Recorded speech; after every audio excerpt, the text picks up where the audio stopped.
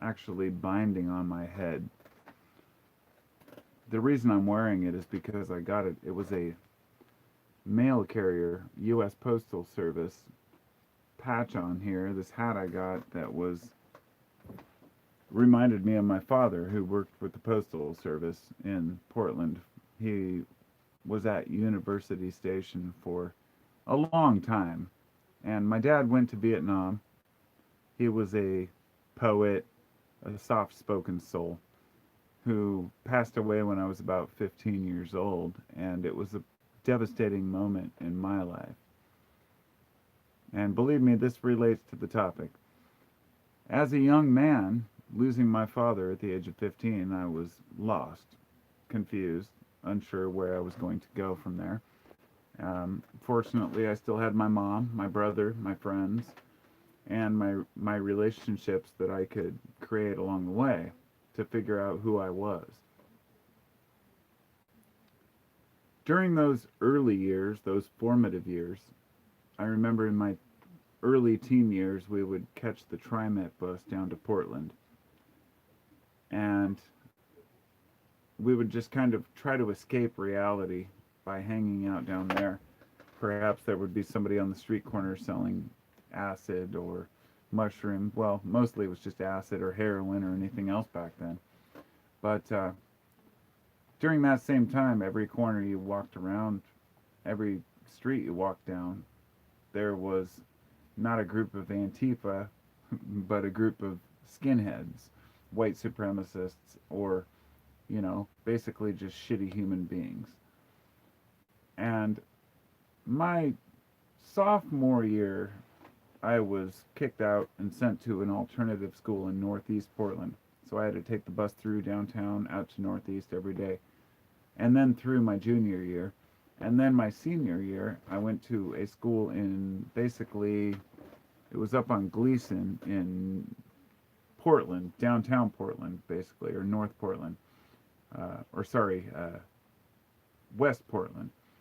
It was a decent area, but getting there, you're going to, run into all kinds of undesirable people. And there were a lot of skinheads during the 80s. A lot. You would see them sitting. It's funny, when I mentioned it to my wife, I said, you'd see them with their spikes and their leather, and they'd always have a dog with them. And then the women would have some hair that's, and I was like, they were the original blue hairs. And she's like, yeah, they'd be shaved on the side. And that's, I was like, exactly what I was trying to describe. There was a certain look, a certain style. I don't hold this against the people who dressed this way or acted this way. These are folks that had their own problems, their own lives, their own families. And I don't think that it's necessarily a bad thing that, you know, well, when people get together in groups, let's put it this way, the homeless tend to congregate. If somebody can influence them a certain way, such as to be, hey, let's just be white supremacists, or think that the problem can be blamed on the system, instead of taking accountability and actually doing something. If you're sitting on the street all day saying, we're just being oppressed, but then begging for money, you're not taking initiative, right? And so all through the 80s, this was an issue. And it culminated in 1988 when three skinheads attacked a woman, I believe, or no, it was a man.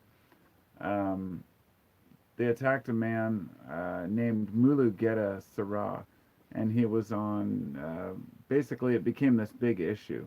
They killed this Ethiopian college graduate, and it turned into this big issue. Gradually, skinheads declined in Portland, but they're still there, of course. But because of this arose a group of people who were sick of seeing innocent neighbors victimized.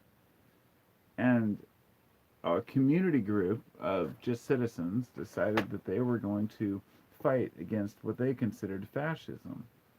Because fascism naturally relates to Nazi Germany, which is the connection between seeing Nazi Germany and then skinheads and their racism. So the anti-fascists were out to destroy racism, or at least allow people to live in their own homes, take the bus to work without being harassed. Eventually, it got out of control. If you have no enemy to fight, you will find one. And this is what happened with both skinheads and Antifa. But recently, there have been another group. They call them the Proud Boys. They've been around for quite a while, and they're here in my town. But their basic claim is to be a direct resistance to Antifa.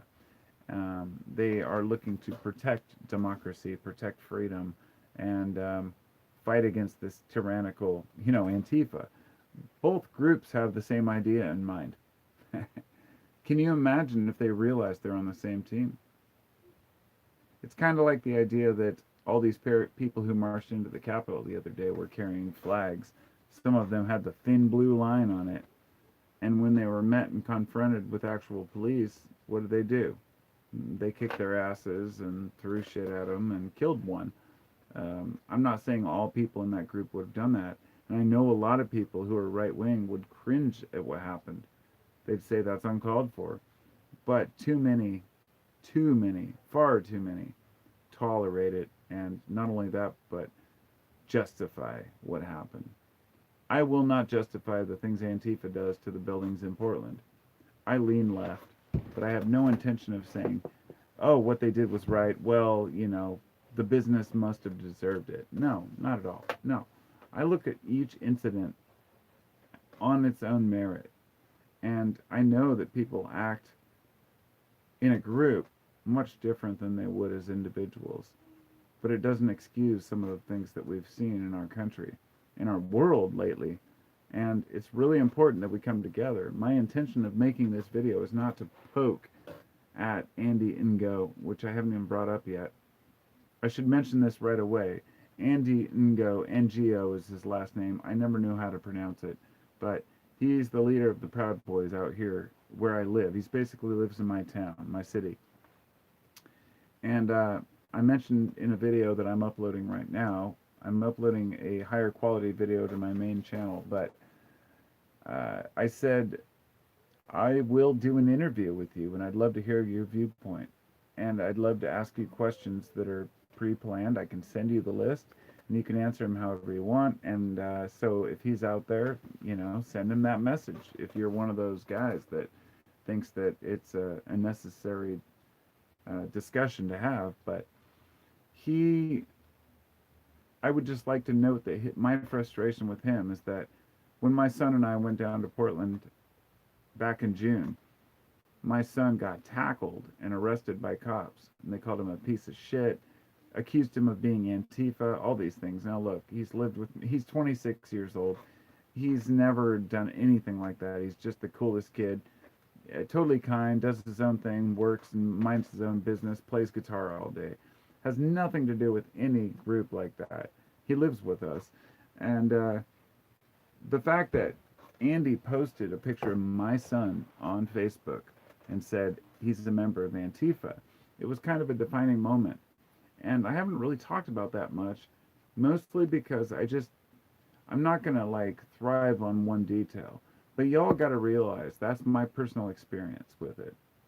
Not only that, but my friend sent me a link to a book yesterday that hadn't even come out yet.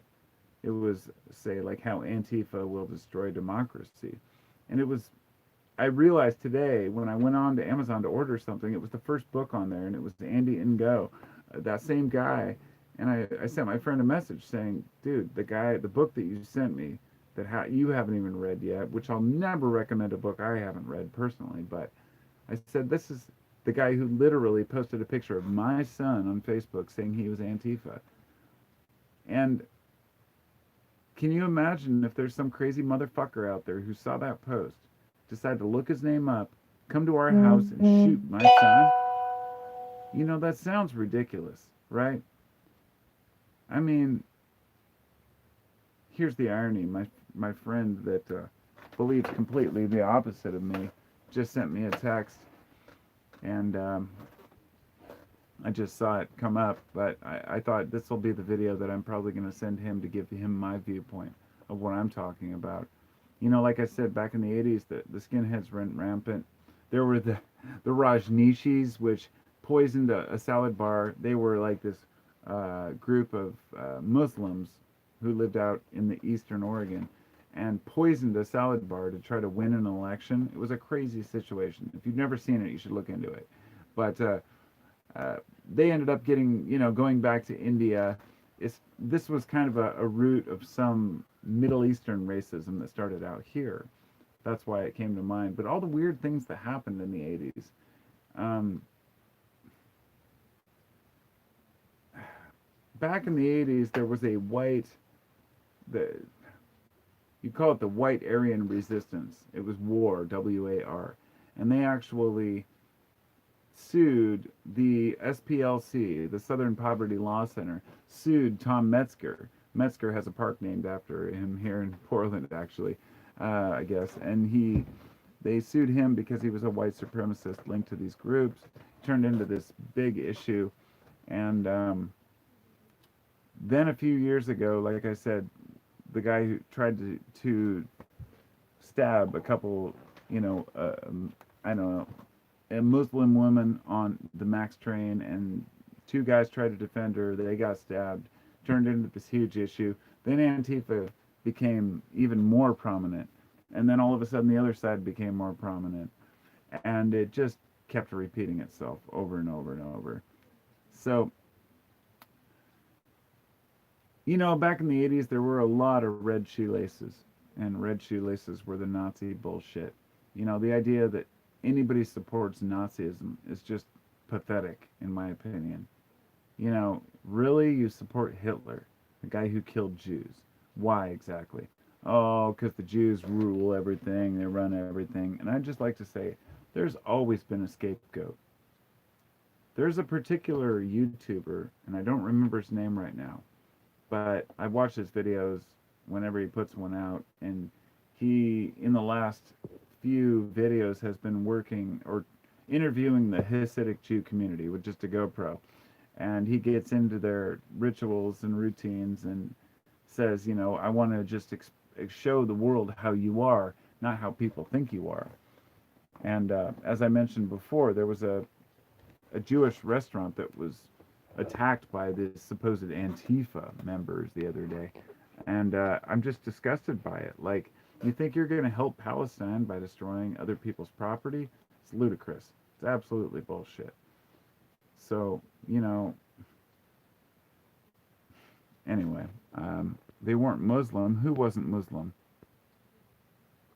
I see, somebody's mentioning they were Muslim, but I missed it. New wave hookers. It's funny how retarded chicks. Actually, the hookers in Portland were plentiful during the 80s and, up until 1990. It was just funny. I don't know if I mentioned that already in this, but Portland was loaded with hookers, drug dealers, and skinheads everywhere back in the day. So when we look at it today, when people say, oh, look, it's turning into a, chaos, I don't really see it. It's not as bad as it was in the past. Hey, it's Kevin. What's up, my friend? So anyhow, as we move into the future, we're going to have groups that are vying for our attention from the left and the right. And I'm pretty disgusted and disappointed with the media and the way they handle these things. I mean, it's all of us are, right? Is there anybody out there who really thinks the media, gives you the truth? Of course not. Doesn't matter if you watch CNN, Fox News, NBC, ABC, any of these are bullshit. Even OPB and NPR, which are public broadcasting and national public radio, have their biases. Yes, this is true. But I would like to say that when you really look for the facts, let me give you an example. If you get up in the morning and you pull out your phone and you're going to look for information, and you click to Associated Press and you go and you read the AP headlines, you might hear a biased tone in the way they're written, but you will not hear a fake news article. AP does not post fake news. I feel like in the last 3 years, 4 years, people have convinced themselves that the news is truly fake. And what's that has allowed people to do is believe only what they want to believe, not what anybody else believes.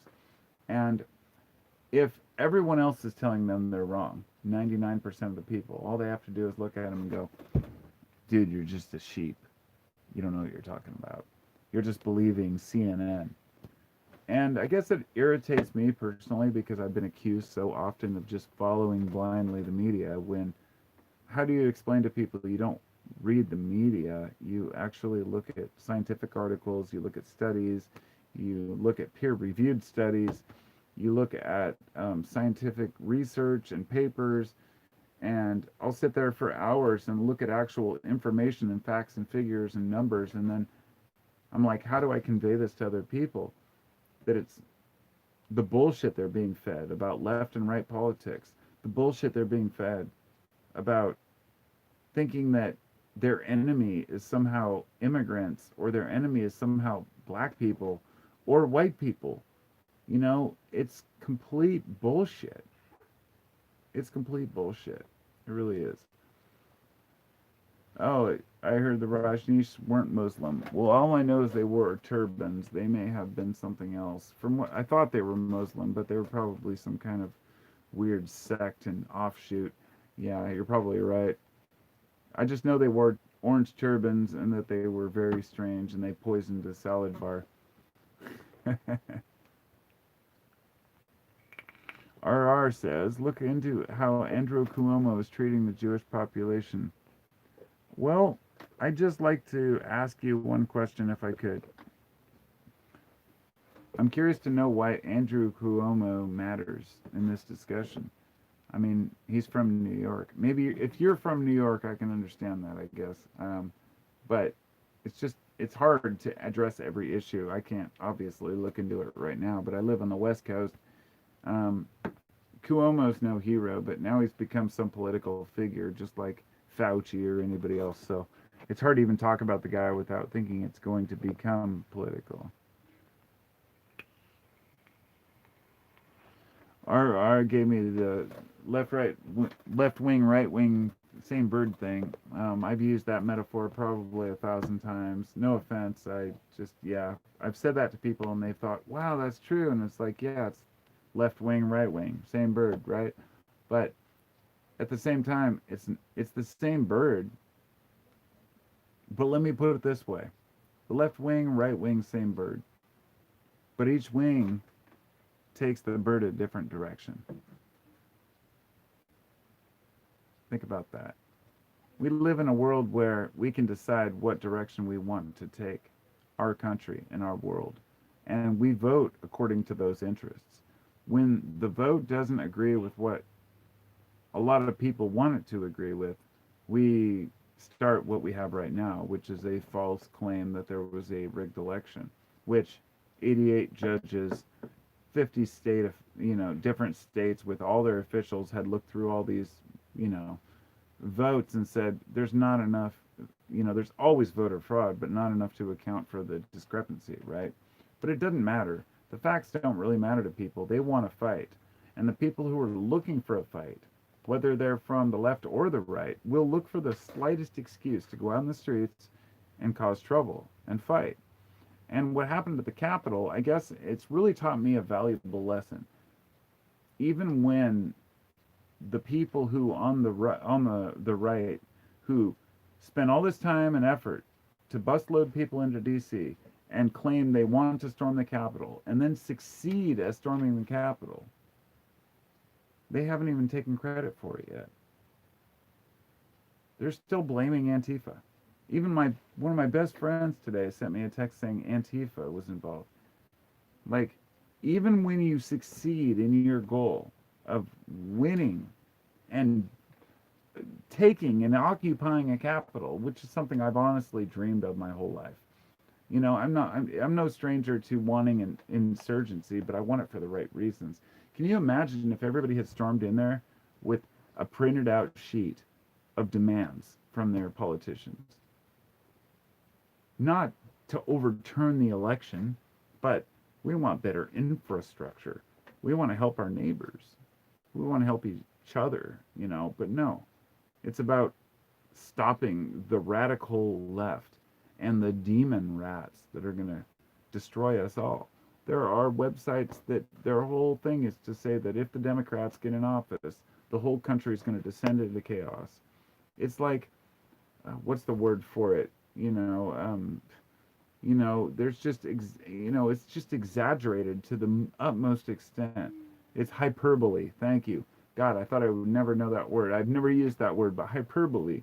It's just like everything's ending. We're screwed now. We're fucked. You better stop letting the left rule your world.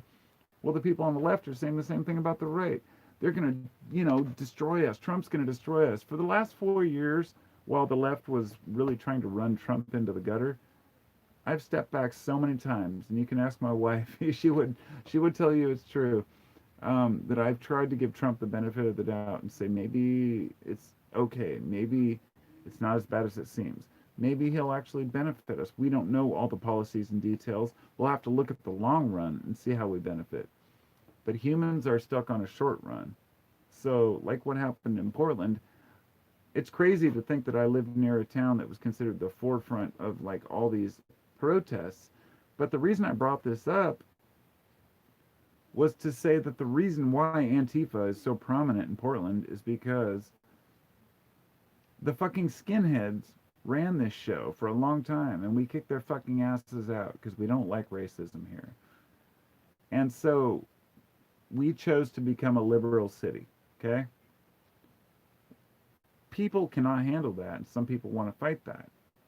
It's almost like folks say, some of the folks who say, well, no, I want Portland to be this way, but there's too many liberals. And I think, well, that's a democracy. Why don't you move to a place where there's more conservatives? Like, if these are the same people who say that we need to divide ourselves and that, I shouldn't have to put up with these stupid liberal bullshit. You don't have to. Then get the fuck out of Portland. Portland is owned by liberals now. I'm sorry to say that, but this is the country that we live in. We choose our areas to live in. Portland is a liberal city, and it's going to stay that way. But we have conservative roots. And it might sway back that way someday again. I don't know. I love Portland. I grew up here. I've seen so many interesting things in the Portland area. And when people say Portland, I don't think of downtown strictly. I grew up in Milwaukee, 2 areas of Milwaukee. Then I went to Beaverton, lived in Hillsboro, lived in Oregon City. Then I moved to downtown Lake Oswego, then up to Lake Grove, then out to Tigard. Then I moved in with my wife in Sherwood, and then we moved in with her sister in Tigard again, and then we bought a house out here in Vancouver. We've lived here for 17 years, and it's a great place to live. People think the city's on fire or something. They get these news clips that everything's burning down and we're totally screwed, and it's complete nonsense. It really is. The truth is that Portland is fine. A lot of businesses are boarded up. There have been millions of dollars in damage, and these dudes who are down there breaking shit need to get bitch slapped. No offense, that sounds kind of harsh, but it's true. I don't support these rioters on either side. But when people go to Portland and riot and claim to be Antifa, I point the finger at them. I don't say that they're white supremacists. But when people raid the Capitol, people want to blame Antifa, and that's bullshit. Take accountability, be responsible, and realize that we instigated an insurgency on our Capitol. It's a totally different world that we live in now. Because of these people who did that, we're all going to be suffering. In other words, the fact that these guys did that is going to be like another 9/11. It's going to give the government an excuse to make another, tighter gun control, tighter regulations. The NRA filed for bankruptcy yesterday. We are in a weird time right now. I support the Second Amendment, the First Amendment. I support all amendments. I support the Constitution. I support the right to bear arms. But I don't support the right to carry fucking arms and flak jackets into the fucking Capitol and threaten to hang or capture any official. I don't care how righteous you think you are. It's disgusting. It's pathetic. And I think that I'm hoping that anyone who is truly calls themselves conservative, if you're really a conservative, by nature, by definition, your values are conservative. meaning you want to conserve the Constitution, meaning that what you saw at the Capitol, you should be in complete disagreement of. Because if you're using the election was stolen excuse, it ain't going to work. America knows the bullshit. We know better. Most of us realize you can't fake 8 million votes, and even if you did, you've got to be able to prove that. And 88 judges disagreed, conservative judges. So here we are. What do we do in the future? How do we move forward as a country, as a nation? So I'm going to flip through some comments real quick here. Nope, no comments. Good, perfect. If you have any questions, feel free to ask. I realize I did this on my secondary channel. I'd just like to know I didn't do it because I didn't want to do it on my main channel or have too many views or anything. It was because I want to try to consolidate political things on this channel, because sometimes I have an opinion to share.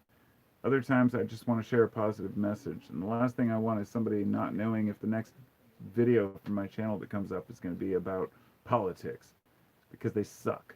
And we're all sick of them. We're all sick of hearing about it. We're all sick of hearing about which president is going to be in there, because most of us know it doesn't really fucking matter. Other than being a figurehead and a symbol, it doesn't mean much. But that symbol means a lot. I said a while back that when Biden won, I kind of shed a tear when he did his speech. It's not because I like Biden. I don't give two shits for Biden. It was because I was just hoping that a relaxing, peaceful voice in the room, without division, might ease some of the pain that we're trying to get over and endure right now. It's a tough time. I'm not going to deny that.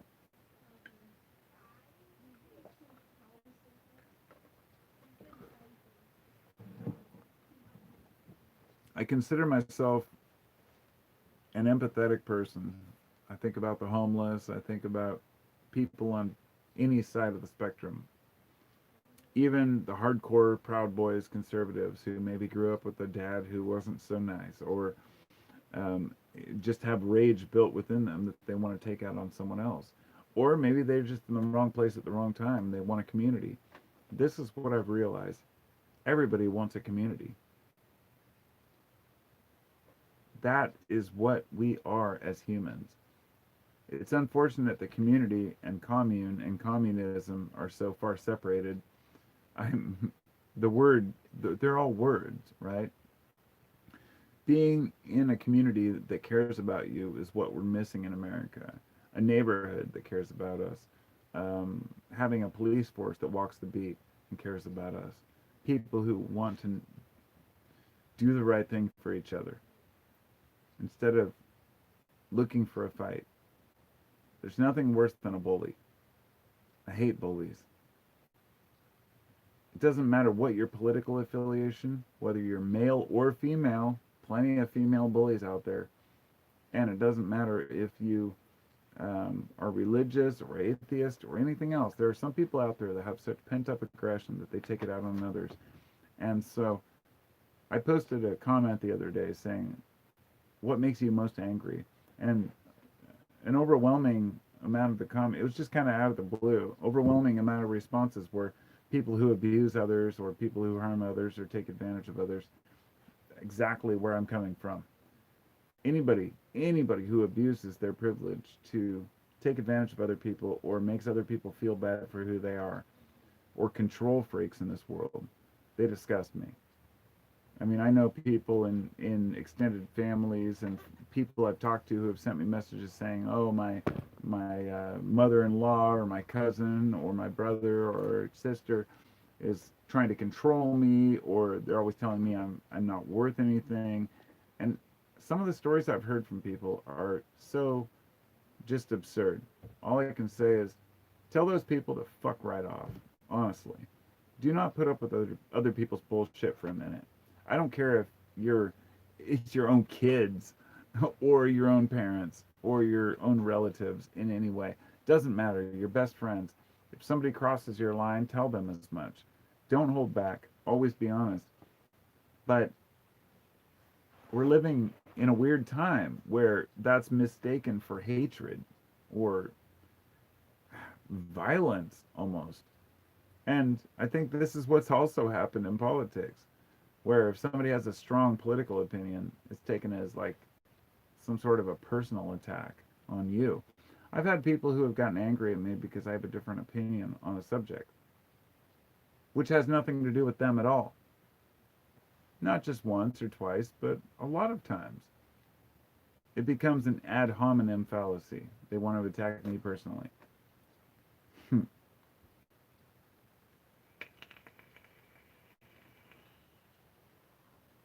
Everybody's trying to make a point, but too many people go unheard because they don't know how to vocalize it.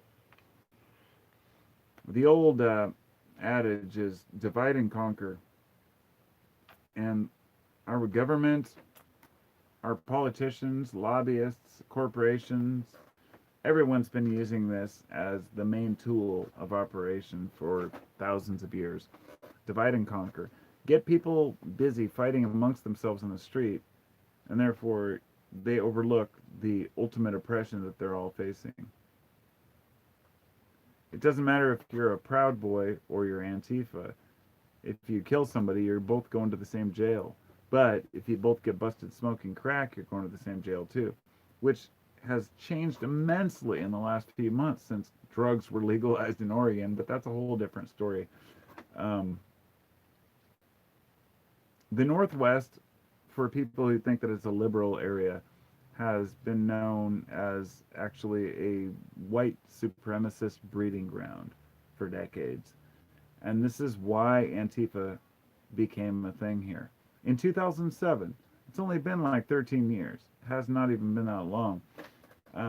But it's been a breeding ground out here for racism, especially Idaho, Washington, and Oregon as that kind of trio of places. There's a lot of militias and a lot of white supremacist groups. And I'd like to say if there are anyone from any of those groups out there listening to this by chance, I'm not opposed to militias. I'm not opposed to people, let's just say, standing up for their Second Amendment rights. And there's a reason it's the Second Amendment. Freedom of speech comes first. People stand, they can say whatever the fuck they want. Freedom of to bear arms, I'm completely in agreement, and I have absolutely nothing against it. In fact, even a couple of years back, I might have, I have an issue with, high capacity magazines, right, in the past. And then I looked at the facts and thought, well, these people feel very strongly that they should be able to have these magazines. I know that they're not for hunting. I know that it's ridiculous to have 50 rounds to shoot at once or an automatic. But I also realize you're an American. And you should have that right. It's a fucking God-given right to own whatever you want as long as you're not harming anyone else. That's the weird thing about being a human. But we agree on certain laws and regulations. You also wouldn't own a bazooka, right? Some people do. But, you can also own explosives, things like that. The thing is, most people aren't extremists and don't want to harm anyone. When you start to take away people's rights, they act out. And for the right wing, it might be taking away their, I don't know, let's just say that when people compare BLM protests in the summer to what's going on with the Capitol, it just drives me nuts. It's very difficult to talk to people about that because the BLM protests, Black Lives Matter, I don't agree with all the policies and the ways that the people who claim to be BLM have acted. But I do agree with the fact that police have abused their privilege. They've killed too many people. They need to have better training. We need to reduce the amount of brutish police tactics that we use and start to act more like the UK or other places where they don't just kill a criminal. I know that people would say, well, this guy could be dangerous. But yes, but you have to give the benefit of the doubt to the individual because the police are there to work for us, right? So if you're just shooting people because you think they're a threat, that's a problem. And the fact that the police have been militarized over the last 20, 30 years is scary. When I was a kid, cops wore a fucking hat. Now they're wearing helmets and driving tanks. It's scary. And we don't want that. We know where that leads. So, a lot of the Antifa actions have been against police. And a lot of people say, well, we support our police. You know, the thin blue line, we're going to stand here and we're going to defend our police. And then these guys march into the Capitol and kill a fucking cop and just beat cops. I mean, it's absolutely insane that how fast people's values can change when they're faced with something that is not what they're used to. A lot of the people who were at the Capitol are not people who are used to being on the front lines. I get that. Antifa, as much as I say it's not an organization, which it's really not because they take no roster, have no last names, it's also a group that doesn't give a shit what they lose. They have cars driving around giving people milk in case they get gassed. You know, the cops are trying to just play like, you know, this game of cat and mouse to try to get these cars that are helping them out. These people are pretty organized compared to, say, the right wing, which a lot of these were orchestrated for the Capitol. But once the people got there and the perimeter was breached, it was all every man for himself, and nobody knew what the fuck they were doing. I mean, I saw one of the most disgusting things, which was hang traitors, but it was written in blue ballpoint pen on the wall of the Capitol inside, and it was each line must have been scribbled over like 30 times to try to make it look as big as possible. I thought, these guys are totally unprepared. Where's their spray paint? That's a joke, of course. It's like Antifa's been at this for a while, but I don't support them either. And so I'm going to leave it open now for questions for all of y'all, and flip back through comments real quick to see what you all say. If anybody has any comments. Who's that? Snoofler? I can't see the comment, but mods and rockers over here. Rajni Shiz. Yeah, we are all sheep. Oh, wait, I said, what if I told you the left wing and the right wing are the... Okay, I already answered that one. Okay, Kevin says, talking about hookers being in Portland, you remember Jimmy? He was the cruise 82nd to pick up hookers all the time. He would tell me it was pretty fucking sketchy. Yeah, there were a lot of hookers in Portland. It was a weird time. And honestly, I don't care. I'm not that guy. I've never had any real care one way or the other, but I think that people should leave hookers alone. The problem is that a lot of hookers were abused. There was a lot of pimping that resulted in beatings, and a lot of people who would pick them up and it abused them. It became a huge issue. So that's why I think prostitution is controlled and regulated. But okay, so moving on. Got Moogie. I can't see the name. Sorry, I don't have my glasses. I can't find them.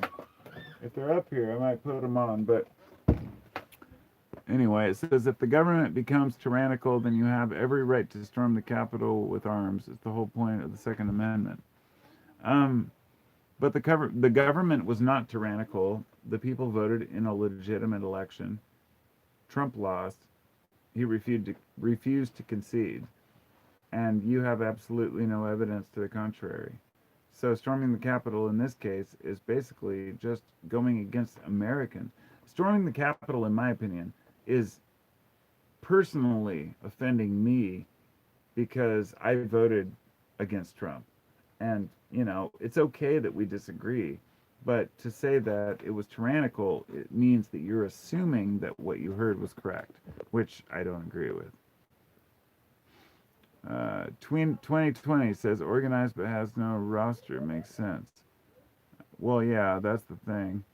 They don't have a roster if you're talking about, yeah, Antifa. RR says, did you see the full John Sullivan video? No, I did not, and I don't know who John Sullivan is. And I want to be honest here, I don't really follow the media very much. I definitely don't watch CNN or NBC or ABC or any of those, but whenever an article or a special comes up, I will watch it, but I watch it with caution and speculation. I know that what happened at the Capitol, regardless, it's funny because there's two sides to it. Some people say they had every right to storm it because it's tyranny. Then half the people are saying it wasn't really them, it was just Antifa. I feel like there's a serious cognitive dissonance here. And honestly, I'm going to put it this way. This is an opportunity for all of us to step back, shut the fuck up, ask ourselves, what do we really know compared to what we think we know about this country and the world? And then shake hands and move forward. Like, this is a time when, instead of spending the next 4 years pulling the same shit the Democrats did, which Republicans complained about, now for the next 4 years with Biden, they're going to complain and hold him up the same way that, Democrats held him up. I'm disgusted with the two-party system, but I'm willing to admit that. But it seems that Trump just put a kink in that whole thing. People really believe that he's above or beyond the two-party system. This is a guy who basically sucked dicks of Republicans who loved him. And he pardoned war criminals that had murdered civilians who had been convicted by their own judge, and their own people within the military.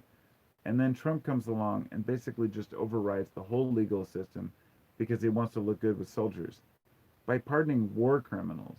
Now, look, regardless of how you feel about the guy, it's disgusting the kinds of power that a president has to pardon people. Nobody's used it this way, the way he's used it. But I think that the supporters that went into the Capitol were some of the most deluded, misguided, just completely deluded and unaware people there are out there. And I have to say that in all honesty. I don't mean that in disrespect, because I'd really love to interview people who think otherwise. Why does this light keep going out? Hold on. I've got this really old 70s lamp with like all these feathers I put on it. It keeps turning off and back on. So anyhow, it's awkward to talk about this because I know that people feel strongly. I really don't. I mean, it's interesting and fascinating to me, but I don't really feel strongly one way or another. I'm not going to march in the street with Antifa because they're a bunch of idiots. I'm not going to march in the street with the Proud Boys because they're a bunch of fucking idiots. I'm not going to march in the streets for the government or for Biden or for Trump because they're all a bunch of fucking idiots. And maybe that makes me the idiot. I don't know. I think that those of us who are thinkers, rational humans, have to distance ourselves from politics to an extent. But we have to speak out when we feel a certain way. So when I talk about these things, I do it because I really want to express myself in a way that, I don't know, it never comes across right. But anyway, as I said, I'm trying not to let my personal bias against, like I said, the irony of my friend Kevin sending me that book about from Andy Ngo, who had actually posted a picture of my son on the internet saying he was Antifa, and realizing at that point how many other people has he posted that weren't Antifa, and could anybody have been harmed, lost their jobs, or been otherwise ostracized because they were mistaken for somebody else. Because I know my son was with me all night. He didn't do anything to the cops. They claimed he threw a water bottle at him, but I was with him the whole time filming, and I have all the footage. I uploaded one video, but I have basically every minute of what happened that night. So, eyewitness testimony is not always accurate. In fact, it's 90% of the time not. There's been a lot of research recently to show that eyewitness testimony is the worst kind of testimony. But we're living in a weird world. Okay, I got a question. How many millions of innocent men, women, and children have lost their lives due to the laws enacted by those of the state capitol? I don't know. You'll have to look up those numbers for me. The Ancient Scholar. The whole country had been traumatized by COVID. Working on COVID really solidified the fact that our country has a long process of healing ahead of us. Thank you. I completely agree. COVID-19 is something I'd love to talk more about, especially the new strains and variants that have come out, not just in the US, but There's been one in the U.S., one in U.K., and one in Brazil. They said up to half the cases in the U.S. might be the U.S. variant now, and the one in Brazil is highly contagious. In fact, the UK has shut down any transportation from to and from Brazil and other Ecuador and other countries. Now you got to think about this. The UK has shut down any transportation, any flights from Brazil. Brazil is a fucking huge country. There are so many tourists that fly out of that area. By shutting down that means it's taken very seriously. And I don't want to make this a fear mongering thing, but COVID-19 has added to our stress and this anxiety, obviously. And even though most of us don't have to worry about dying from it, the long-term effects of it can be harsh. The vaccine, even if you do take it, might only last 6 months, and people have already been reinfected who got it back in March. So we're looking at another year of this shit. It's fucked up. I'm not a big fan of it. I'm really not.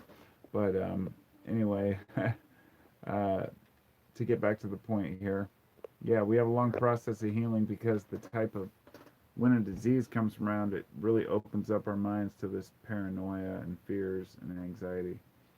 And hit the like button if you haven't already. Please do. It really helps the statistics on this thing, if you like it, that is. Okay, Maggie says, but the left no longer wants to debate. They want to censor the other side altogether. Yeah, you know what? I have an issue with this too. I'm left-leaning, but I do not agree with the censorship.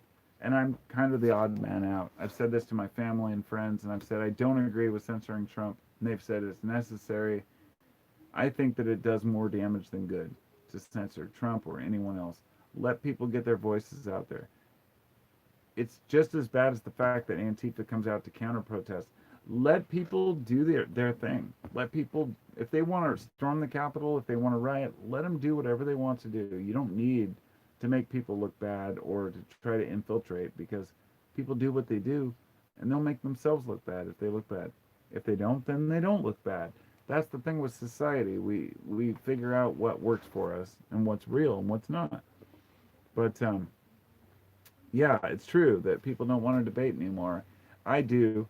I'm open to a debate. I talked to my buddy today and I said I am open to any debate. The irony is I asked him to come on my channel, not irony, but I hate using that word incorrectly. I asked him if he wanted to do a live interview or even a recorded interview and post it. And he said, oh, I don't want to make myself look stupid on your channel, or, have you make me look stupid, basically, is how I felt. But it's not how I am. I would never do that. But I realized that I'm willing to debate because I don't really care how I look. I just want to get the facts out there. But also that I'm not trying to make anybody else look bad. And so I mentioned this in the video I made earlier. I'm thinking about asking if Andy Ngo wants to be interviewed, or some of these white supremacist guys say, hey, maybe you don't define yourself as a white supremacist. Okay, you're a male chauvinist, whatever it is. What is your goal? What's your point? And really give them a list of questions. And I think that would be awesome. Maybe even just on a live cast or something. But really being in person, I think, would be much better. In-person interviews just blow it out of the water. We'll see if that happens. Okay. Moogie says, the left reacts to violence, calling the other side terrorists. Historically, this always leads to a civil war. That's where we're at now. Well, there's only been one civil war. So, not historically. Historically, the Civil War was different, but right now, it's not just the left accusing the other side of terrorism, but, whoops. Oh, what happened? Darn it. I accidentally deleted a message. Hold on. Damn it. I hate it when that happens. Sorry, Chris. I deleted your comment on accident. But, yeah. The thing you got to realize is that a lot of people on the left have committed terroristic acts. But they, Kevin, don't send me messages. I'm trying to do a live cast.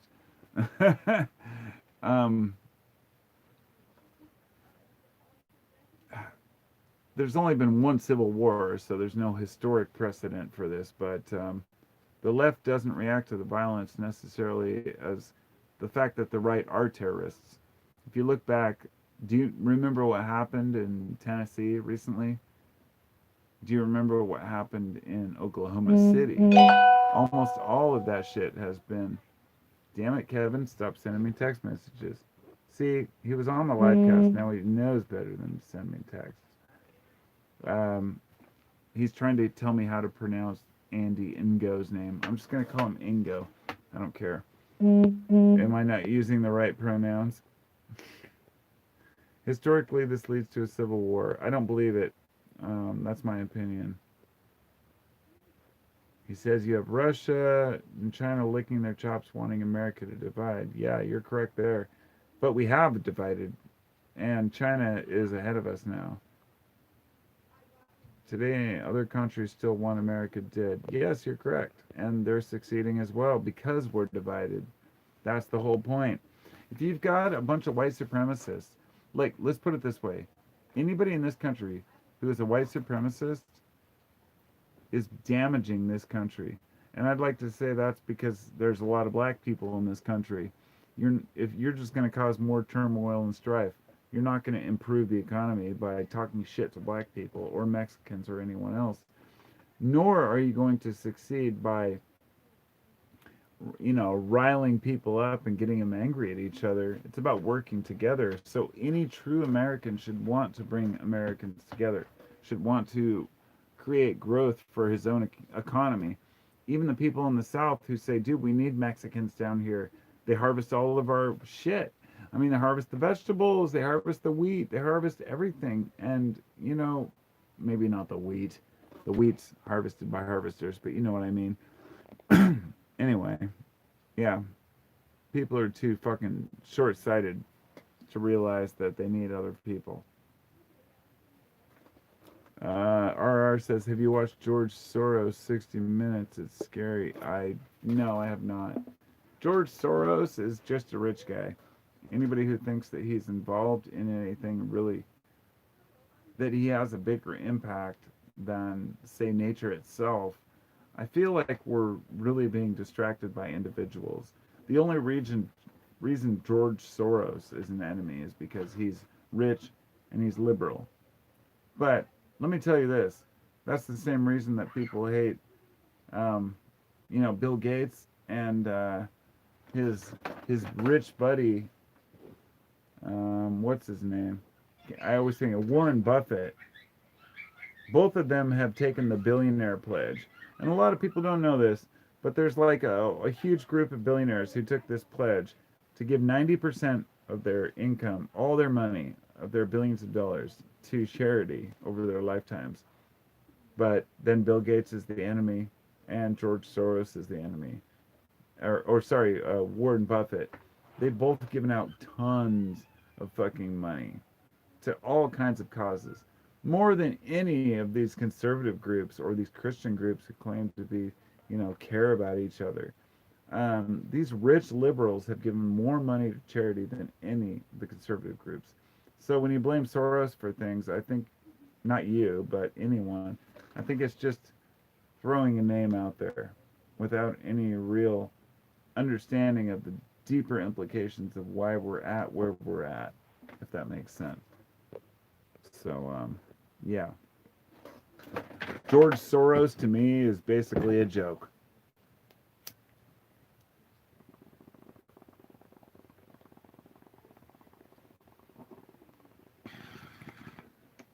I'm going to look at my list here. I'm hoping I've covered all the points I wanted to cover. Rajneeshis, Proud Boys. The fact that a house cost $80,000 in Portland back in the 80s, it's like $100,000. It's crazy. Things have changed a lot. And, but I guess the main point was that Portlanders don't put up with bullshit. If you are a fascist, or you're a racist, a skinhead, or just an angry white guy, anybody, angry black guy, angry brown guy, angry green guy, I don't care. And you move to Portland, and you find resistance because your views seem too extreme, get the fuck out. I mean, that's the thing. We all talk about living in communities where we live with similar values. If you're an angry person or a racist person, move to a place with racism. You know, move to a place where others agree with you, where there's all white people or all brown people. I mean, racism comes in every color, every flavor, but also political opinions. You know, people seem to think they're going to change everyone's opinions to their own, and it's complete bullshit. You know, we've fought for a lot in this country. There was a thing called the Greenboro Massacre back in November of 1979. It was where a bunch of people who claimed to be communists or from the Communist Party in America said that they were going to go out and protest the KKK for their racism. So they went out and they marched, and then the KKK came and they surrounded the group and protested, counter protested them. Halfway through the issue, somebody popped their trunk in the KKK and said, "Hey, you wanted us, you got us." And they shot them. They shot 5 people, or they killed 5 people, wounded 8, and several others ran off. And it was one of those infamous moments in history where people tried to sweep it under the rug. But this idea that this fear of communism at the time, or this idea that you could just kind of just kill whoever you want, the KKK ran in this country for a long time, and we fought for a long time to get those pieces of shit out of here. And if I saw a guy walk into my house with a white hood, I'd punch him right in the fucking nose. I don't tolerate that shit. I don't believe in their viewpoints. And you keep it in the South, you keep it in Carolina, wherever the fuck you live, Alabama. I don't care. If you want to carry on that kind of racist bullshit, then keep it to your fucking self. And the thing is, most Americans agree. And that's why these cowardly piece of shit fucking KKK members ended up having to disband. They say, "Oh, well, we're being forced into the shadows." Why do you think that is? Do you think it might be because people don't want to hear your stupid bullshit about racial superiority? I mean, some of these guys were the dumbest motherfuckers I've ever seen. The fact that they think they're superior to anyone is just absurd. But anyway, maybe that's all I had to say. I think I'm going to have to go pretty quick because I'm getting kind of hungry. I'm ready for dinner. Take a bong hit here.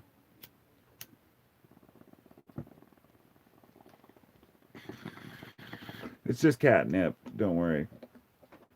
Make sure and hit the like button and shit. Dakota. Hello, my friend, or Dakotas. I'm glad we're improved. Who's improved? I'm hoping I'm improved from the old days, but I'm never quite sure. You know, some days I feel the motivation and I feel secure enough to make a video like this, just talking live. Other times I'm like, dude, you're a dumbass. Why did you expose yourself like that? Why did you go online and speak to a bunch of people live, having a beer and smoking weed? It's a really weird thing. Let me just say that. But there's a part of me that says you've got to tackle certain subjects when you're just at the right state of mind. And that's kind of where I'm at right now. I'm not tripping or anything, but anyhow, I'm going to go in a few minutes. Before I go, I'm going to see if any of you have questions for me. Specific questions that I can answer in a few minutes. First, I'm going to use my grinder here, and I'm going to grind up some nugs. And I'll let you think of your question. You know, 2020 was a weird year. We're right into the first month here, halfway through it. I mean, 2021 is going to fly by quickly. I don't know where we're going to end up, but I don't think that we're doomed or anything. And I don't think that... Let me put it this way.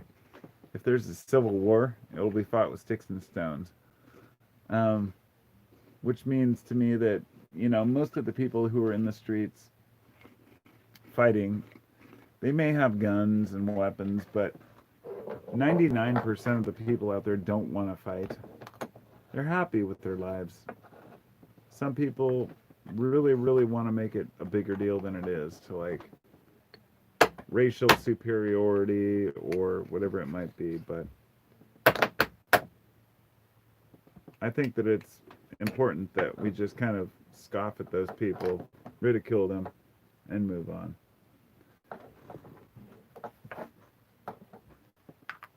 Racists make me want to puke.